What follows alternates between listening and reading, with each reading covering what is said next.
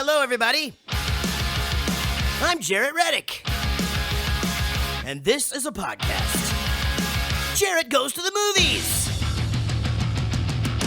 Hopefully you have seen or heard one of my many musical endeavors. And if you have, then you know how much I love movies. This is movie commentary with no movie knowledge. This podcast is me and my friend Rich talking about movies that we like. But my name's on it because I'm famous. This is Jaret Goes to the Movies. Still. Okay, we're starting now. I distinctly ordered the Antarctic Blue Super Sports Wagon with the CB and the optional Rally Fun Pack. You didn't order the metallic P? Metallic P?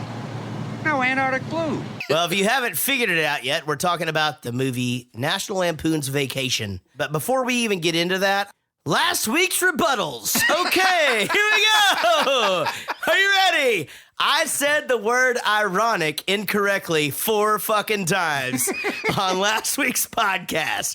Also, I incorrectly said that Christopher Lloyd created Modern Family, although Christopher Lloyd did fucking create Modern Family. It's just a different fucking Christopher Lloyd. Someone on the Twitterverse said that maybe they just were the same Christopher Lloyd in just different time continuums. Yeah, maybe he came back. All right, my name is Jaret. This is Jaret Goes to the Movies. With me always is Rich. How we doing? What's up? Rich, thank you so much. What a great first week. Holy crap. Crazy, huh? Man, I mean, we did Back to the Future last week. It was Back to the Future week. It was, in our world, is Back to the Future 2 week. and and we've done so many listens and so many subscriptions. It's been insane. And this is exactly what we want to do and exactly where we want to be. So anyway, I feel like the whole Lindsey Buckingham led into this thing. Like the conversation about Lindsey Buckingham led into us doing. I had no idea this was even his song. How did you not know that? I don't know. I really don't. I do know this. I think that...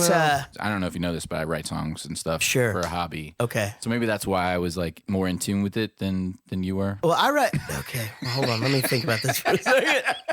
For my punk rock fans out there, I will say this. There's a band called Limp, L-I-M-P. Biscuit, love them. No. Different. It's just called Limp. And they do a cover of this song that is so good. You know what? I saw that. You know them?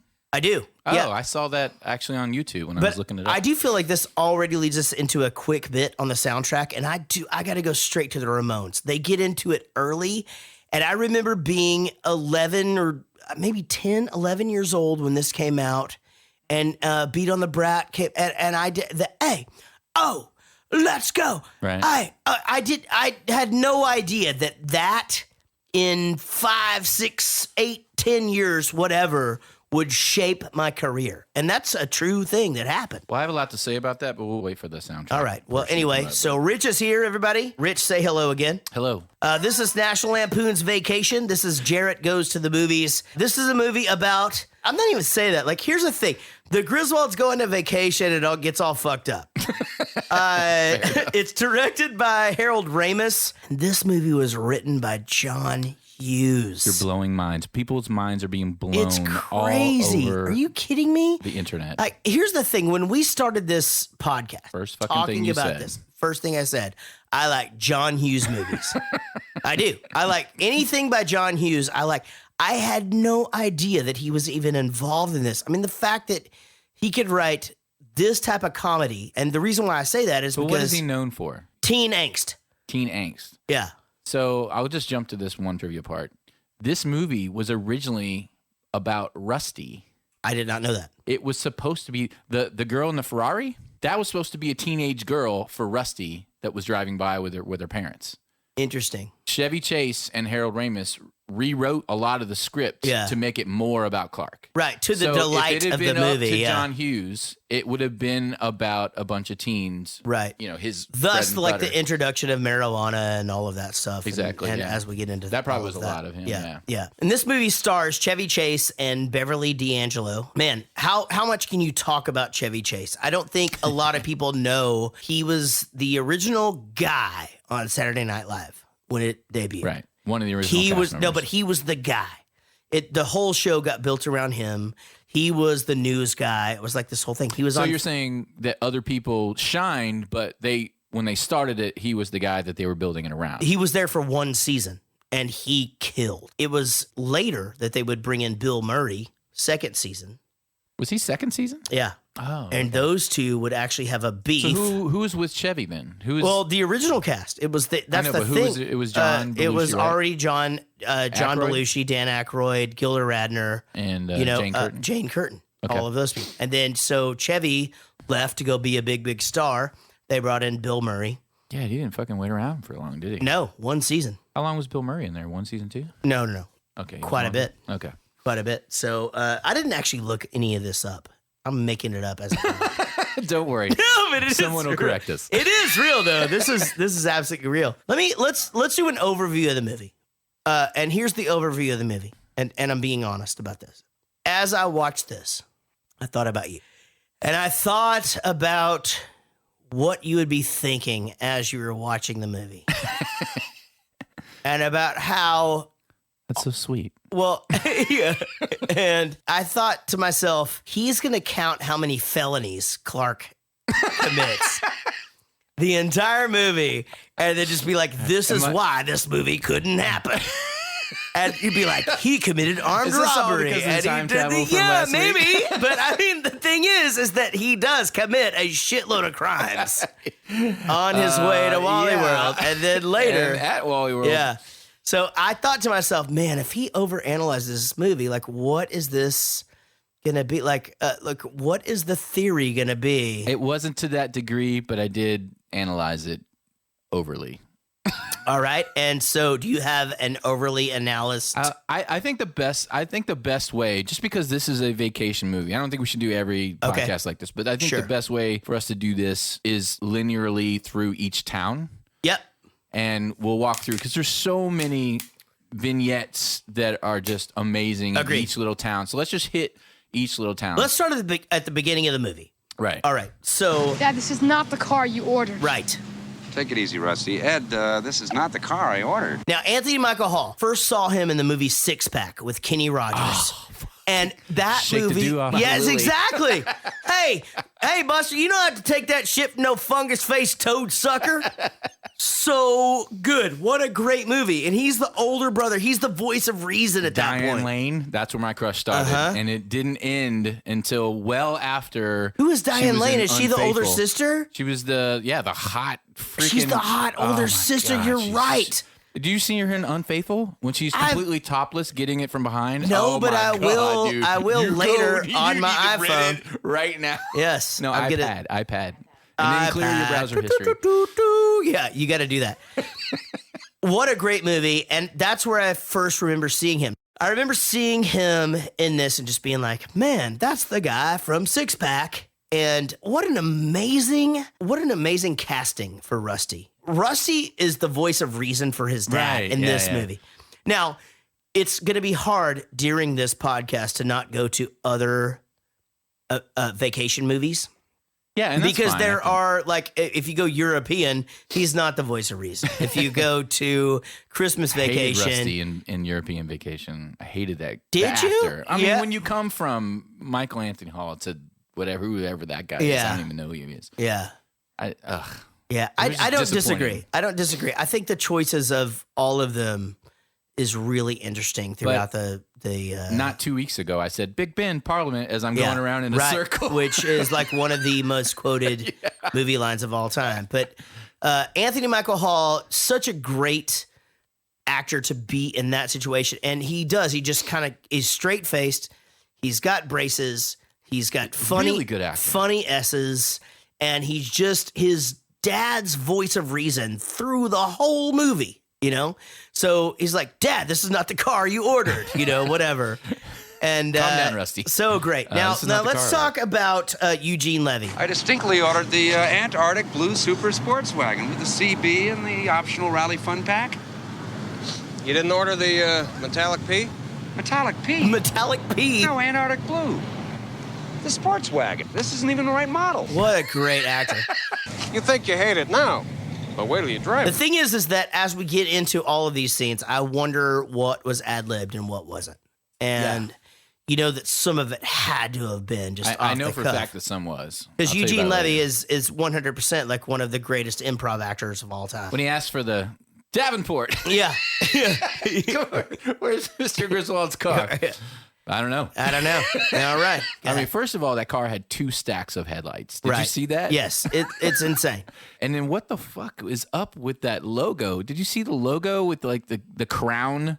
Yeah, It was and it's giant. dude, it's on the side of the car. on the wheels. But I mean, huge. that is such a play on what was going on at that time. Like, did your family ever have a station wagon? No. My dad always had cool cars. So my dad sold cars. True story. My dad sold cars for Longhorn Chevrolet in Wichita Falls, Texas, and they moved him to a Burt Burnett location, and we got a new car, and it was this new station wagon. Everybody was super excited. Now, here's the thing.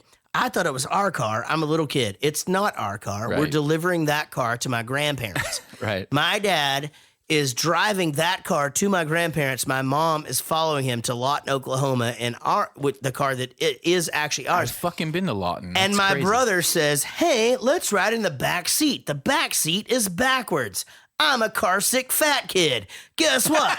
I vomited all over the place while we were moving." And we get there, and my dad just goes up and he just says, "Ray, I'm really sorry," or whatever. And my grandpa just walks out. He goes, "Oh, man, thank you for initiating this car. We appreciate it. This is going to be the best." And they drove that car for 20 fucking years, and he would always give me credit for that. True story. So backwards fucking seats. When did that? It's the thing When was did that stop? Because they Yeah, were I like, know. that's It's not a such good idea, this is dude. not a good idea at all. Now, I'd like my Antarctic Blue Super Sports Wagon right now, and if you can't get it for me, I'm going to take my business elsewhere. Where's my old car? They're crushing his car. Yeah, they are. And the funniest And a fucking- forklift goes through. Yeah. The funniest thing was when he was like, "I'm out of here," and he come on, Rusty, and he walks. They both walk. He to the actually car, tries to and get he in. goes all the way to the car, grabs the handle.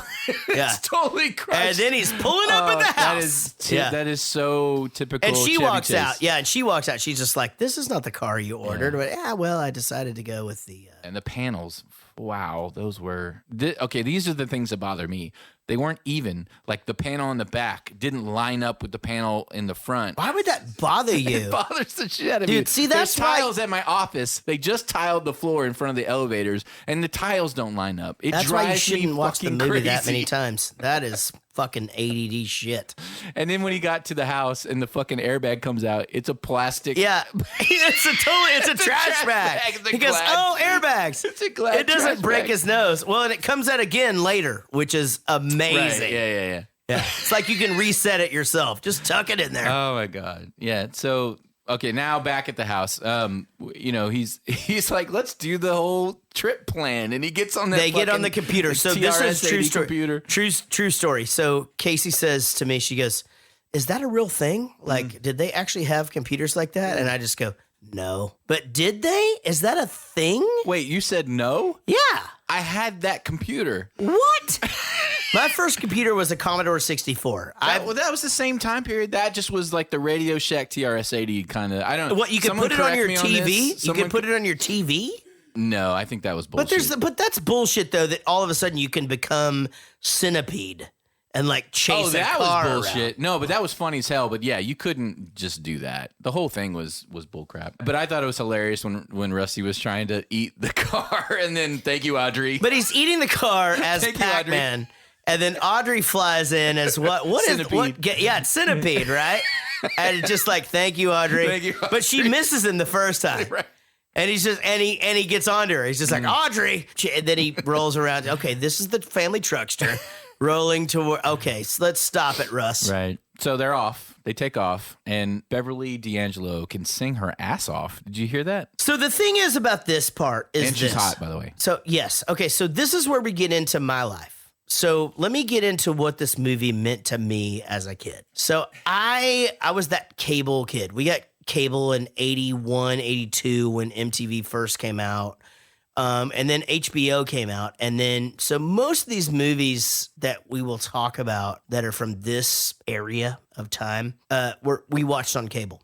We watched this movie as a family. And it is insane to me how accurate it is in so many areas. Like just me and my brother being in the back seat of the car, my parents singing every word. I've said this in every interview I've ever done. Like, I learned to sing by listening to my parents. They would sing at the top of their lungs. And we didn't have Walkmans, at that time. We would have all these road trips, and it was always stuff like this movie that would happen to our family. And this movie is so real in that aspect. Sure, it's exaggerated, but I mean, my parents sang constantly. So right when they were just like, mock, being Bert, right. Rockin'. I mean, like everybody, it's insane. And then they round the corner and it's the Rusty. What does that smell? Rusty, your feet. That was ad-libbed, by the way. Your feet, Rusty. So St. Louis is the next. Well, they do get to the gas station, which is hilarious because he can't find the gas tank. Oh, yes. And oh, my God. And she's just like, hey, Clark, the gas tank's up here. He goes, yeah, I'm just fixing the license plate, which he had just thrown at the car By next the to way, him. Yeah. That happened to me. Yeah. I bought a BMW, and I couldn't get the gas tank open. Right. I actually had to call a friend. Like, how do you get this I had to open? call Clint and say, how will you get a BMW gas tank open? So I had never had a car. That was like my first quote-unquote luxury car. And so I didn't know how to open. I was like pushing on it, and there's a button. I had to push a button to pop it open, and I had no clue that there would be a button. I was at Tom Thumb once in a Volvo.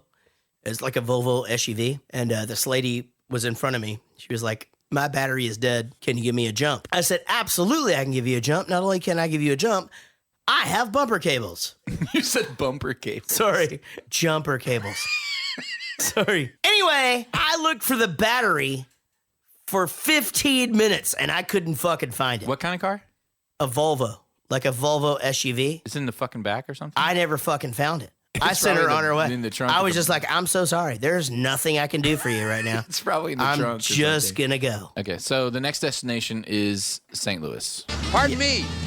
I wonder if you could tell me how to get back on the expressway. Hey, fuck your mama. Thank you very much. I think "Hey, fuck your mama" is one of my most used lines from any movie ever, and I think Casey will actually will attest to that. Like, I say, "Hey, fuck your mom." I say that all the time. You can ask me where anything is. I Like, watched the movie Friday, and I had brunch with my group of friends on Sunday morning, and we were all sitting around, and someone said something, and I just like, "Hey, fuck your mama!" Yeah. real loud on the patio, like So really good. loud. So good. Everyone just lost their shit. right? I'd fucking Because everybody love that. knows where that's from, and the Yeah. funny thing is just the look on his face and everything. So. Here's the thing: the whole getting the directions thing, the gunshot, the roll him up, the guy coming All out. the way down about half a block, and you'll see a Torino with no wheels on it. Now, inside that Torino is my cousin, Jackie. Now, you tell him you my boy and that you lost, and he'll make sure you get the way you're going, because you don't want to know from me, man. This ain't even my neighborhood. I'm from the west side of Chicago. Which is where they're from. Yeah, exactly. So great. And like the whole time, the dude standing next to him is just laughing. They've stolen the hubcaps. Later on in the movie, somebody's like, "Hey, nice grade was." That scene could never be made today. No. Never. There's No. no way that would scene be made today. That's probably true. I don't know if that's a good thing or a bad thing. I don't know. I actually think that scene could be made 100%. I think that like the Wayans brothers make But that it kind would of be. comedy I all think the it would time. be flipped on its head. Yep, 100%. But the thing is that like the car is coasting into the hotel backwards, and on the side of the panel, it just says honky lips. Right. It says honky lips. Right. The word honky doesn't even exist anymore. Yeah, no one says that. It's a non-existent word. Isn't that weird? Isn't that weird that words just die? Did it die because it didn't affect? I think it used to. I mean, I think that like no, but it doesn't. It didn't affect. Like obviously there are words. I think racist other words that very much affect, and then Sure. that one was I think meant to affect, and then I guess Hold on. Which words actually affect besides the granddaddy of all of them? and that's what I was referring to. That well, I'm saying Like cracker right. is they're delicious with cheese. I mean, Well, like my point is that because it never affected anybody, it wasn't useful anymore, and so it died. And my commentary is maybe if like the N word, I think is word sort of dancing around it. If that didn't affect so much, Right. it would die too. Right. But it does affect for good reason or for bad reason. I'm not saying It either way. does, yeah, when certain people say it, Right. you know, and that's the thing. All right, so he fell asleep at the wheel, something that I have done before. Honky lips is so funny. But have you ever fallen asleep at the wheel when you're driving? I have, and drove off the road. It scared the shit. I woke up, when I hit the shoulder, and I woke up and was petrified. Yeah, I've done it a few times, and never a good result. And I haven't done it in a very long time. Okay, so when I first asked that question, you kind of danced around like, no, not really, and then now you've done it a few times. No, okay, 2 times that I could. 2 times I can remember. One time I was in a Toyota Corolla heading back from Denton to. I used to do this thing where I would go be in a band in Denton, but I would drive back and do construction in Wichita Falls. And I was like Superman and shit. And I was in Sunset, Texas, and there's this turn. And I tell Casey about it every time. I don't think every time, but I've told her about it many times. There's this one turn where you can't. I fucking went off the road and I blew this tire, and man, it was scary. It was fucking scary. And then the other time was even more scary. I fucking hit a concrete wall and Whoa. broke my septum, my sternum, and an elbow. On that same drive for the same reason? No, different drive. Oh, okay. Different drive. All right, so Honky Lips gets him into the to the hotel. Right. And it's funny because all of a sudden he's not tired anymore, you know? We didn't talk about the thing where he's just like, hey, you remember that one night? And he like gets her to where she had obviously blown him on a car trip. And he goes, oh, hey, right. do you want to lay in my lap? He's like He just adjusting gets the her, steering wheel. I know what you're doing. You get weird when disgusting. you get weird when you get tired. So I guess she thinks that's disgusting. All right. No. So they get to the Beverly to D'Angelo. the hotel room. You're off and, my list now. And actually, this is funny. I was watching this with Casey, and Beverly D'Angelo is taking a shower, and she goes, "Oh my God, they actually show her like that? That was full right nipple." And I go, "Just wait." And then he comes in doing, and it's full boob. My Boobs. God, did she have good boobies? She may have had the greatest boobies Remember of in all the last time. podcast when you're like, I did it to myself with my hand? Yeah, you did it to yourself with her. Yeah. Here's the I thing. didn't use my hand, though. She used to like to show him. Oh, did you fuck the couch? I used, well, okay. Did you fuck the couch cushions? Early on, Yeah. I used pillows. Like 3 pillows positioned in a In a triangle. certain way, and you would make that a thing. Casey's going. Right? I get it. You know what Yeah. I'm saying? I never used my hand. Never. Everybody's fucked furniture. And they're all dudes. Here's the thing. All I didn't fuck dudes furniture, in life just pillows. have fucked furniture. It's Are a pillows whole furniture? thing. Yes. right. That is 100% furniture. It classifies. 100%. You fucked furniture, Rich. You fucked a trifecta of furniture. 3 pillows. That was probably before Stuff came out, though. Before what? Stuff came out. Stuff. Oh, remember that? Yeah, remember Oh my God, dude! Here's the Scared the thing shit about out of me. stuff coming out. There used to be this whole thing where nothing would come out, and I would try to keep Right. going, and it burned so bad, and I would just keep going and going and going, and like I can't do it anymore. This hurts. This hurts and burns so bad. But I can't stop. And then just one day, just like a happens, and I'm like, well, motherfucker. I'm fucking producing here. Did you know something was supposed to come out? Yeah, I but had the no thing, idea. No, It I scared knew the bejesus out I of knew me. something was supposed to come out. That's why I used to keep going until it hurt me a lot. Because I was just like, I know it. Because I stole my dad's porn in like 5th grade, and I saw so much semen came out of these guys, like I never all watched. No. over. I them. was all Beverly D'Angelo all the time. Oh man, Beverly D'Angelo, and then you get to the No, again. wait. The best part about that scene. Can I watch your back? I already washed my back. Can I watch? Can I do your front? Do your own front. But the vibrating bed when he's trying to drink. So good. And the funny thing is, he gets the champagne out, the 2 glasses. She's like, this is a nice thought. And he goes, oh, yeah? And he's got like $17 worth of quarters. It's a mountain of quarters. And he just knocks half of them off. He puts the quarter in, right? The fucking And thing then goes it just crazy. keeps increasing. Going, I think there's something wrong with this. And he moves it down to the floor. And then the kids come in. They're like, we thought you were fighting.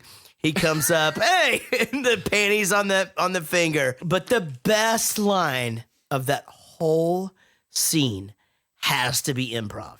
Has to be. Because Rusty comes over. He goes over to the side of the bed. Mm-hmm. He unplugs the vibrating bed. And as he's leaving, Clark goes, Rusty, the bed was very soft. And the kids leave. Right. That is genius to me. Like, totally. how the fuck does that even make sense? But it was so good. All right, so the next stop is Dodge City, Dodge Kansas. City. Oh my God. I feel like this movie is so front loaded. It's so front loaded. Like by the time they leave Eddie's house, which we're going to get to in a bit, but by the time they leave there, like you're done with sort of the quotables and all of that, you know? Right. Do you feel me on that? Like I feel like every other line is a winner. They get to Dodge City, and then they go to the bar. So the scene where he gets shot by the bartender stuck with me my entire life. Did it really? Yeah. So when he gets shot and then he falls down and you think, oh my God, he's got shot. And then he just jumps up and goes, I'm okay. I'm okay. Yeah. I do that all the time. Right. Anytime I fall down or something, that's the first thing I think of. And I I'm jump okay. up and I'm like, okay, Yeah. I'm okay. I used to do that all the time. Okay, so the next stop is Coolidge. Coolidge, Kansas. They're going to be at Catherine and Eddie's house. She was born without a tongue, Clark. Oh my God. She's born without a tongue, Clark. Oh my God. Yeah, I bet you could use a cool one, huh? Now you're talking. Yeah, I think this whole... It's a treasure trove of... Every fucking line is so good, and not just between Clark and Eddie. I'm going steady, and I French kiss. So everybody does that. Yeah, but Daddy says I'm the best at it. I mean, it's Daddy over says I'm and the best. over and over. So let's talk about how this impacted us as kids. I don't even think I understood the whole marijuana thing. I did not get the marijuana thing at all. I didn't get the bop your baloney thing. You know, looking at as an adult back on it, Yeah. it's like, how old are these kids that they don't know what... Like, Well, Rusty doesn't know what to do with the dirty magazine? I would think that he would know what to do with the dirty magazine Why did he before ask? she would know what to do with pot. You know what I mean? Exactly. Like, yeah. so, I mean, you ever bop your baloney? A guy showed me something really neat last year. You ever bop your baloney? I had no idea what the fuck that was at all. Did you? There's dirty magazines involved. So I just, put two and two together and I figured they were talking about that. The things that I didn't know that were funny during that whole exchange. I didn't really understand, can I help you with that Kool-Aid? I didn't understand that she was stirring it with her hand. I didn't really understand hamburger helper.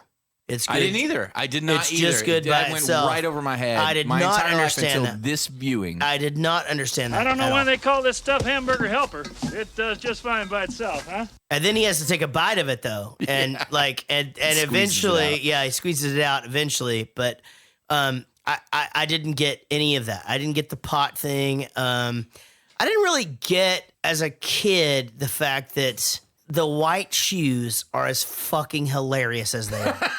Right. Because Well- here's the thing, like those fucking white shoes are so fucking funny and they actually come into play later. Right. 'cause For he no puts- reason. There's no reason for says, "I'm him gonna to put put these them on. motherfuckers on." Yeah, so he's just like, you know what? Whatever. You look at the negative side of things, and he puts the white shoes on. Why, Rich? Seriously, tell me, why are the white shoes so fucking funny? I just think they're fucking hilarious. Real tomato ketchup, Eddie? Oh, nothing but the Oh, best. that his voice goes up at the end. I want to back up on quotes because there is one quote that we missed that I think is like when they first start their journey that I talk about this all the time. It's when they're going over the bridge and he says, "That's the St. Louis Arch, kids. The gateway to the West. It's over 600 feet tall and there's an elevator that goes all the way up to the top. That's 60 stories to you and me. Can we go up in it? No. Believe it or not, that is me as a dad. Yeah? Yeah. I love this one. This stuck with me the whole. Gee, Kath, looks like you've really got your hands full. Love that. It's like, gee, Kath. What a freaking weird line for you to like, man. I love that line. Why? It's so like. Did you think it was funny? Dude, that's It why was- you're weird, dude. No, I'm not kidding. It That's was what's wrong with you, Rich. Dude, like, who the fuck even picked up on that? They're making goddamn fucking hamburgers outside with fucking hamburger helper. And there's real tomato ketchup, Eddie. And all that shit. And they're stirring Kool-Aid with their hands and shit. And you're worried about what's going on inside. Looks like you got your hands full, Kath. How the fuck does that even impact you at all? It totally hit me. Why? It just did. It was maybe after I have the same reason that on Back to the Future when she was all miserable. It hit that same kind of emotional. She goes, Eddie says, after I have the baby, I can quit one of my night jobs. One of my night jobs. And did you see her face drop as soon as she says that? Oh my God, I can't believe I said that. That sounds horrible. Dude, way to bring this movie down in the fucking downer dumps. All right, here you go. Hi, how are you, little fella? Ow. No. Sit. Roll over. Come on, heel. Dinky, such a great fucking character. And actually, Casey pointed this out. Like, the funny thing about this is that no matter what is happening with Dinky, Clark just shouts out random commands. So the dog is like chewing on his ankle, and he's like, "Roll over, stay." And it just he's just eating his fucking ankle. It's so insane. We didn't talk about Aunt Edna either. No, we didn't. She didn't want to play the role because it was too mean. She was always worried about that she was being mean to the other actors. But they do need $52,000 though. Yeah, it's just like, hey, how much you need? Yeah, sure. Clark, he's pulling his wallet out. He's just like, can you spare a little? And he takes it out. He starts to put it back in. Yeah, 52,000. He's like shoving it back. Randy Quaid, what a mess. He is such a mess. Star Whackers.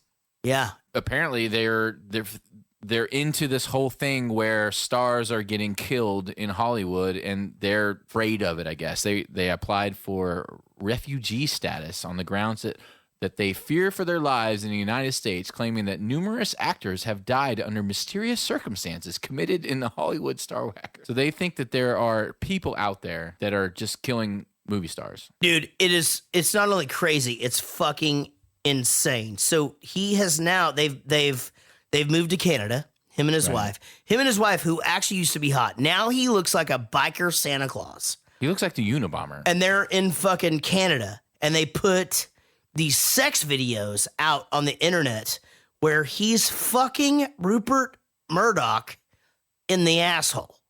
And his wife is wearing a Rupert Murdock mask. I was going to say, did Rupert No, she puts the mask on, and then he fucks her in the asshole. And then they do just like regular sex things, and she is the biggest bush. It literally looks like the fucking, I swear to God, it is a veritable So Florida you're into stuff. it then? Because no, I like it a little bit. I'm not going to say that I don't like to see it.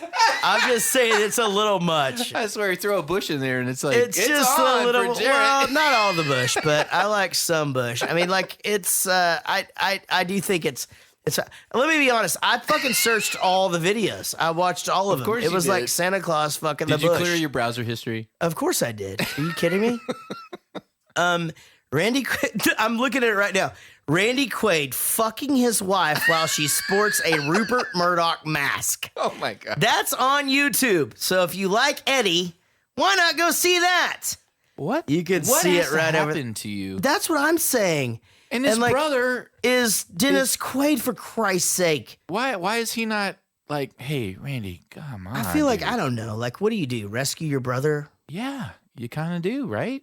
Oh my God, I don't know. Okay, so next stop is Camp Comfort. Well, actually, on the way to Camp Comfort, I would like to say that he has his second run-in with Christy Brinkley. And on the picnic table, they're all drinking tab. That's right. Really? Flashback to our previous I said it was podcast. a 5-year window. No, dude, it's a thing. It's a thing. And they're I all- admit that tab is a thing. Everyone happy? Well, they get to Camp Comfort, and it is amazing to see Brian Doyle Murphy. Is that the guy that's running the place that they check Yes, in with? he's eating the watermelon. Oh, that's my favorite scene. Listen. We like 3/10 for the night, please. All right, that'll be $37. $37 for 3/10. Oh, they're very nice tents. And that price includes scenery and wildlife fun. Good scenery. And wildlife fun. Yeah. No. When he's got then he the goes- watermelon in his mouth and he's talking, that couldn't be in the script. Dude, but when he goes, why do you need my address? We like to send out a mailer. Yeah, that is insane. You know that's Bill Murray's brother. No. Yeah, he wrote Caddyshack. So that guy is the guy in the booth at Caddyshack. That is Brian Doyle Murray. What? He is also the guy who owns the arcades in Wayne's World. So, No way. Yeah, very, very popular character actor. And I'm not going to get any shit for any of this stuff because I'm fucking dead on this one. This is no Christopher Lloyd, motherfucker. And Dreyfuss's brother, Richard Dreyfuss's brother, was the guy Now, is that really his brother? Yeah. Chevy said it in a commentary. I wondered about that. I saw the Dreyfuss name and wondered if it's that his was him. brother. But I mean that scene where he's spitting the watermelon seeds out and he's in his mouth is half full. It just blew me away the effect that it gave to the character. I didn't realize this, but the last thing he says is, "I want to kill that dog." Yes, I did. And notice I that. had no idea that he said that. And the next day, You know what the penalty for animal cruelty is in this state? No, sir, I don't. Well, it's probably pretty stiff. I want to talk about that guy so bad, but we'll wait for the casting. Poor little guy. Probably kept up with you for a mile or so. I will say this, man, kind of sad, and this day and age probably wouldn't go over as well, but fucking funny scene. Oh, my God. Dude, where he does the thing where he's talking to the cop and he gets the chills and he's just like, But you know it's completely fake. Dude, he cares nothing about the dog. But what I noticed too is that so the cop just is looking back and goes, when I was little, I had a pooch like that. And Clark is trying so hard not to laugh. Right. He's trying so hard, and you could just see it on his face. Like, this is hilarious. I don't want to get arrested. Right. I'm going to say whatever it takes to get me And the then hell the out thing of here. is the guy doesn't even finish his sentence, and he goes back and gets in the car. And he gives him the leash, and then, So the producer got a bunch of letters after the movie came out about people leaving their dogs on a leash hooked to the car as like well. angry letters? Yeah, or, saying that they did it too. like people were pissed off because they. No. Saying, I've done that before. I can't, Oh my God. yeah, exactly. Yeah, and did you know that they actually passed a law that you can't have a bumper that's not, how bumpers now are like affixed to the thing. They're It's like a part of the fiberglass body. thing. Is They're that not why? no, I just made that up. That's amazing. Holy shit. But you don't see those anymore, do God, you? I have so many jokes that I can't tell right now. As they're leaving that place, they're trying to get their, they're trying to figure out the whole thing. They've lost her makeup case or whatever, and and you and I talked about this, and we both do it. He goes, number one, this. B, this, 3, and we talked about that last week. Like, I totally thought that was like a thing for, you know what? Fuck! Here's the tie-in, because Anthony Michael Hall does that in 16 Candles, and that's where I got it. Oh, wow. Do you think he stole it from this? Don't hit me. Secondly, Wait, is 16 Candles a John Hughes film? In fact, it fucking wrote fucking both. is. Holy That's shit. a John Hughes thing. We just wrapped it all full circle, motherfuckers. We did it, guys. Because he's like, A, don't hit me. Secondly, Love for sale. Ties and yummy love for sale. I've done that a million times too. That's one of the things I say I do all the time. what? Sing Love for Sale? Love for Sale, Look, yeah. the way she looks at him when he says that, man. When he starts singing that. Like, she doesn't even know what to do. Yeah, okay. So next stop is somewhere in Arizona. This leads us into the probably the most insane scene. 50 feet. They actually had the bet. The crew had a bet that he wouldn't make like 20 feet or 10 feet or whatever. They drew lines in the thing, and the stunt director. So they actually jumped the car? They jumped. Yeah, Now, they jumped I didn't that really car. know It was like a 50-foot jump. That's the first time that I actually noticed that. Where And the fucking airbags with their glad trash bag. Oh my God, so good. It's the first time that I've ever noticed where he's like, "Wow, Dad, you must have jumped that rail like 50 yards." He goes, "Nothing to be proud of, Russ." And Rusty walks away. He goes, "Oh, 50 yards." And like, it just takes him a minute. Now, here's the thing. So before they go on the walkabout, he calls Rusty up. They're going to do this thing where they have this talk. So that's a thing that we all say. Good talk. Right. Good talk, Russ. Did we all get that from there, you think? Like, good talk. Maybe. I think maybe. Do you know that scene was ad-libbed? Him drinking the entire can. Oh, and beer. handing it to him. That was Michael Anthony Hall ad-libbing that. Yeah, and then they... and then he gets the can back, and he's like, empty. Yeah, and he... Yeah. You know what bothered me about that scene, though? And this happens... Oh, my God, this happens so much. What's that? The can was empty from beginning. Okay, so... And you can tell it's empty. Well, if the can is because empty, their hand's then... trembling, you know, and you could see how... you see that faint tremble in their hand. Sure. You know that they're holding something. You know, and you just kind of try to hold your hand still out, it just kind of trembles a little bit. Well, when you're holding an empty cup, you see a little bit of that tremble. And if it was weighted, you would not tremble at all. You know and what? That's how you know. And that I see that like on CSI when they're drinking the stupid Starbucks cups and everything. I notice it, and it bothers the crap out of me. And this is what you were talking about at the beginning of the podcast. Those kind of things just bother the crap out of me. Dude, you're fucking CSI movie rich all the time, man. It's just like all you do is just look for shit. That's the thing. Like I literally watched this movie. I was like, okay, now I'm watching movies. I'm thinking, what is Rich gonna pick apart? You know, like the fucking Jesus Christ, he's committed. I can enjoy a movie though. It's not he's like committed I can't so enjoy many it. felonies. Yeah, you cannot. That's why you can't keep a girlfriend, Rich. You got to be able to sit with a girl and just watch a movie and not be a fucking asshole. I'd be like, dude, there's no way that guy is that ripped all the time. Yes, he is in her mind. Ready? That's a thing. No, I actually thought about this and I didn't say anything. When Chevy Chase takes off to go find help, he takes off into the fucking desert. Right. Don't stay on the road. What an asshole. What? Just go back to the road. Exactly. That's where everything is. It's on the road. It's ridiculous. It's so stupid. Apparently, they did that because of some movie that happened a couple years before that. There was some specific movie where someone travels through the desert, and they did big long shots to emulate that movie that had just happened. Is that true? It was really popular. Yeah. Was it the Dustin Hoffman movie? The Ishtar? No, it wasn't that one. No? Okay. But that's why they did it. And apparently they cut out a big scene where a camel rider and the two Indians save Ellen and the kids and bring them back to the station. Because I don't know if you noticed it, but she was like, the guy with the camel.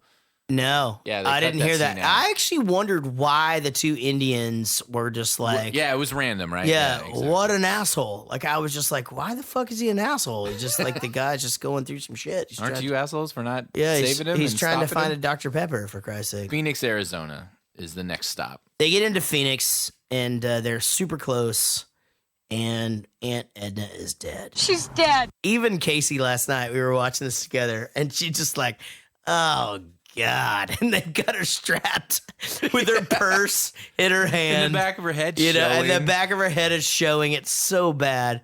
And then he just carries her through the yard. And they're not fucking home, first of all. No. What a jerk off. Yeah, exactly. Bringing But your he's aunt all the way to always you been a from little Kansas. Yeah, he's always been a little flighty. I will say this, that the one thing I've always wanted to memorize, like in everything I've ever done in my life, like being in bands and doing acting and things, is this speech by Clark, because I think he nails this funeral so well. And Aunt Edna, may she rest in peace, I feel like she got the greatest funeral of all time. So I'm going to perform it for you right now, Rich, if you don't mind.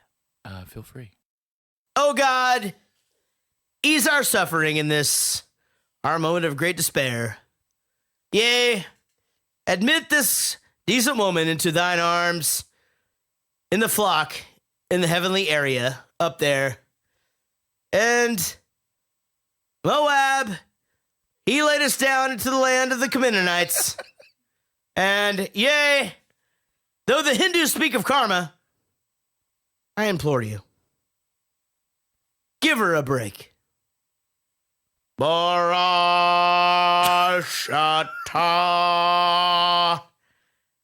Hallelujah. Did he fucking say all that?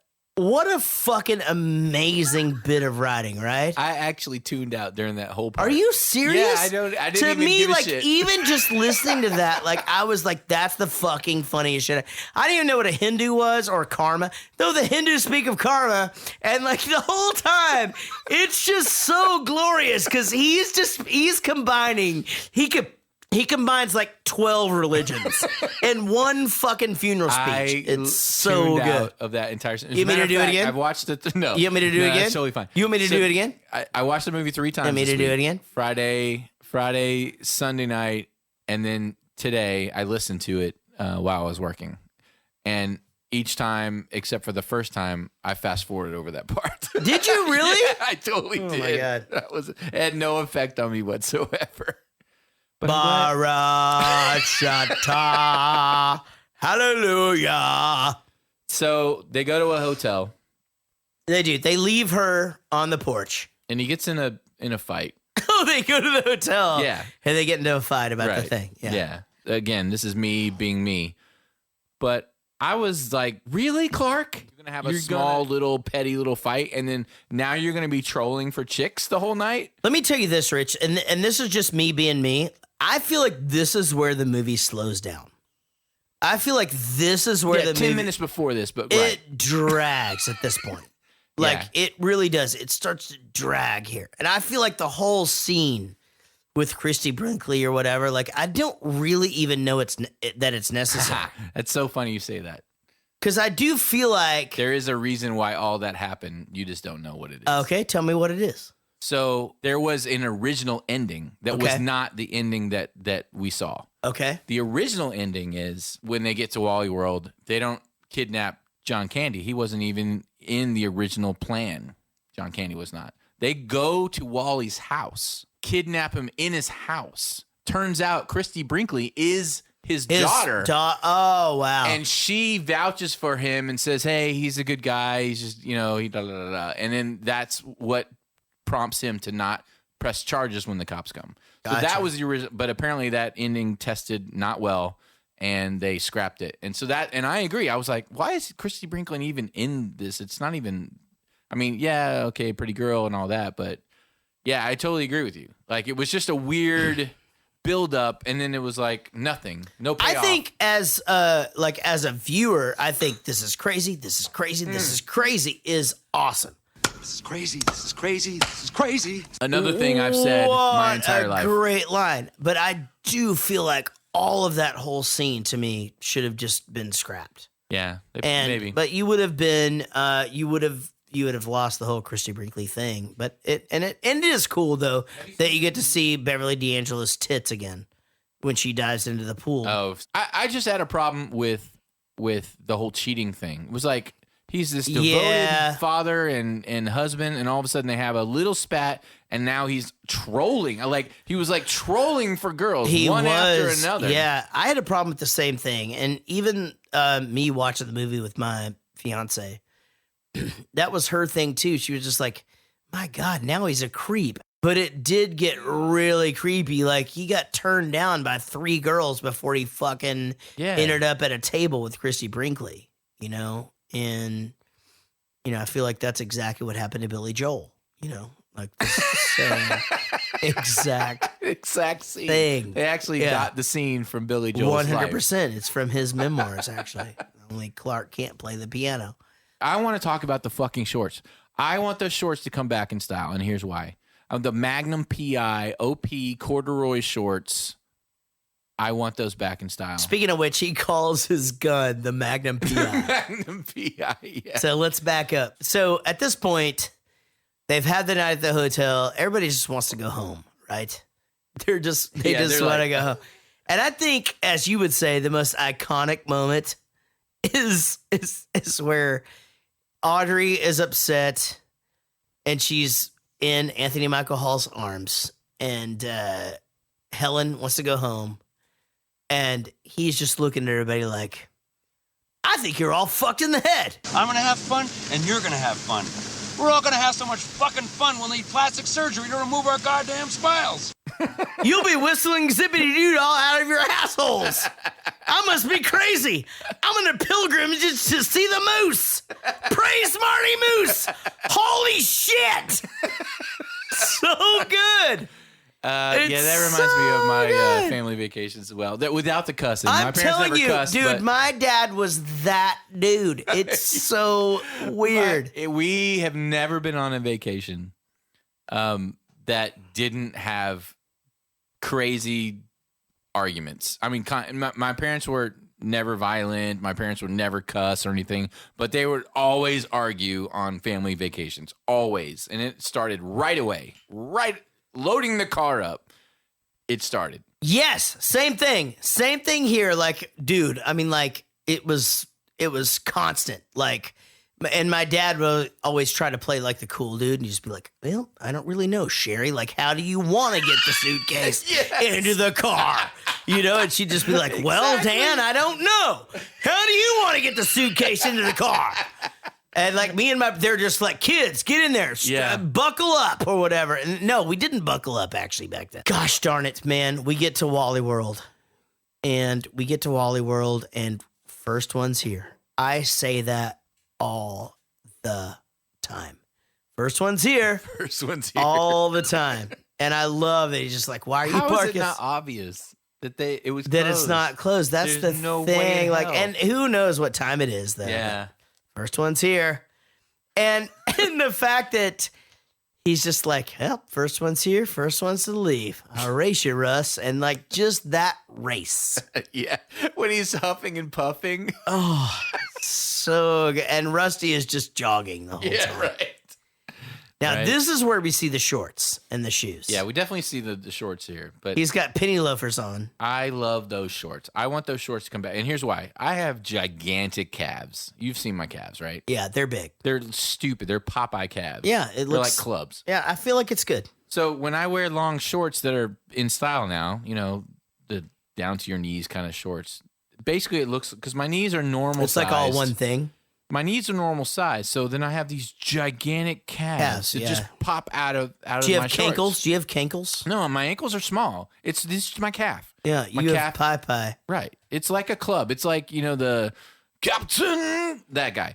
Captain Caveman. Right, that guy. Yeah. So yeah, his club is basically what my calf looks like. Yeah. And so, yeah, that's funny. But when I wear OP shorts, corduroy, back in the day, my legs look amazing because I have big dude, muscular. I look like Conan the Barbarian when I have short shorts on. But I obviously can't wear those because that would look ridiculous wearing OP shorts. I love in 2015. I love it, man, so much. So they get to Wally World and it's closed. And I think the one thing that I noticed here when they after the race in your amazing shorts that you like so much.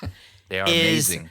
They get to the moose, and the moose's voice is Harold Ramis. Harold Ramis, yeah, exactly. And I had never noticed that before. No. Let's talk about when they're on the. Do you want to talk about John Candy? Yeah, he wasn't supposed to be in the film. They pulled him in. It's a movie to you. It's a movie. That's right. I'm sorry. Movie. He wasn't supposed to be in the movie. They pulled him in at the last minute to fix the ending that wasn't testing well. Is that true? Yeah, and they paid him $1 million for his small little part. But he played it so well. Like he came in and it was based on a character that he played on SCTV. It was actually like supposed to be the brother of the character. Right, that makes sense because all of them had those characters. Yeah, right. Did you notice that Clark hated the rides? Like he looks like he's gonna puke the whole time. And you want to know why? Why? They actually were sick to their stomachs when they were riding. That's what I was going to ask you. I actually have this in my notes. How many times do they have to ride these? A bunch of times, and they were all very nauseous. They threw up, Rusty especially. And he did great. Yeah. He looks excited.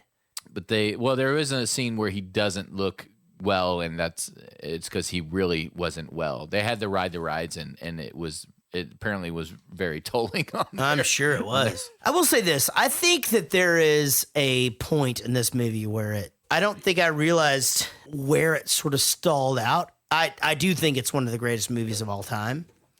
But I will say, like, I feel like at that Christy Brinkley scene at the pool, it just all sort of stalls out. Like, I think that that John Candy is great. I think making the security guard guy be a dog, riding the rides. I mean, that said, this movie is amazing.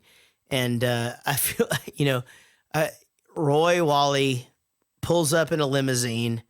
Everybody else is in handcuffs, but Chevy Chase is allowed to just put his arm around Roy Wally. Yeah, walk him off to the side. And just walk him off and tell him about his thing and tell him about his adventure. Kids, you remember when I said, where would you like to go this summer more than any place in the world, huh? What'd you say? Why?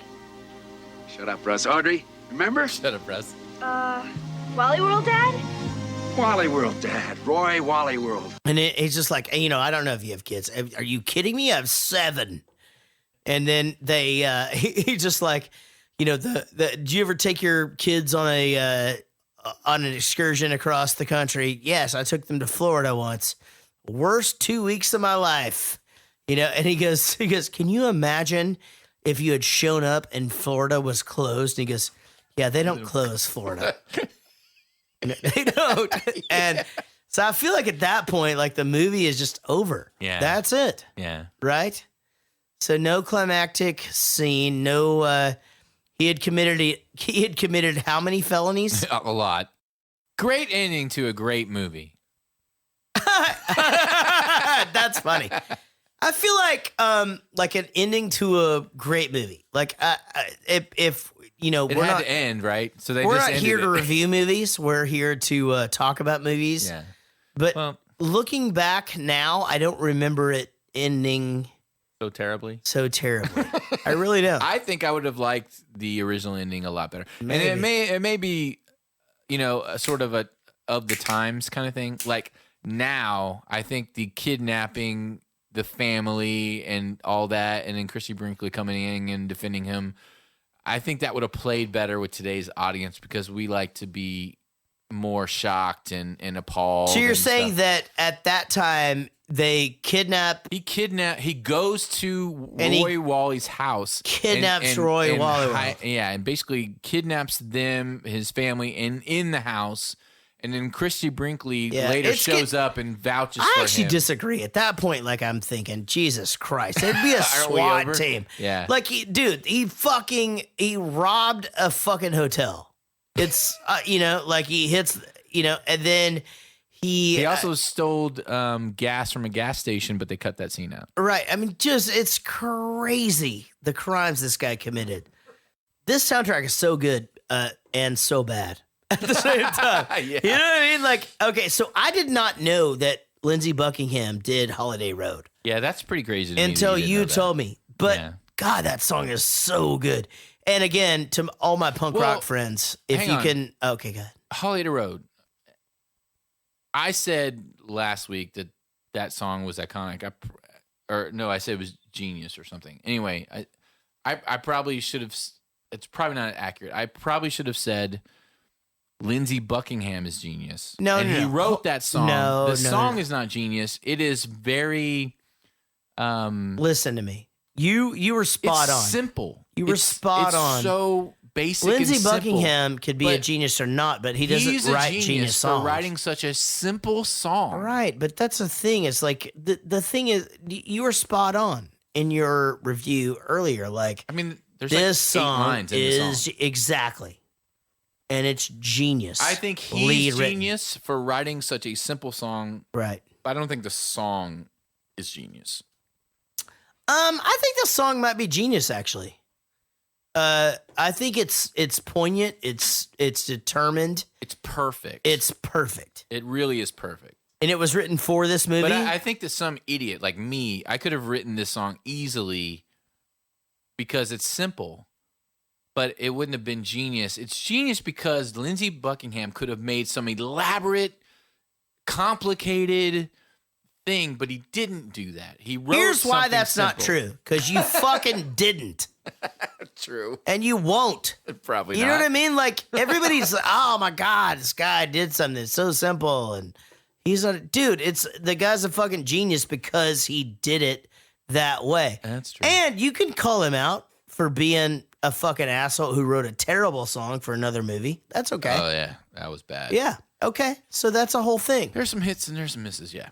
All right, Yeah. so Blitzkrieg Bop. Yeah, dude, are you kidding me? Like, again, this song comes on. Hey, ho, let's go. And they've got their headphones in, and they at that point, they're the coolest kids ever. It's very Ramones. I mean, that's It is the Ramones. I know. I'm saying it's the epitome of the Ramones sound, right? 100%. Yeah, and it's cool that they're sitting back there with headphones on. And I remember being in the back with. I remember being in the back of the car with my brother listening to fucking soundtrack of Urban Cowboy, and it didn't sound anything Conway like 20? that at all. Yeah, but whatever. You're gonna hate me, but I can't stand the Ramones. Dude, that is so weird. It's not. I don't like punk at all. You don't like punk rock? No. Why are we sitting in this room together? I know you're gonna say that. Well, I mean, I never listened to your stuff. I never listened to your stuff. Never. Are you saying you never did or you never do?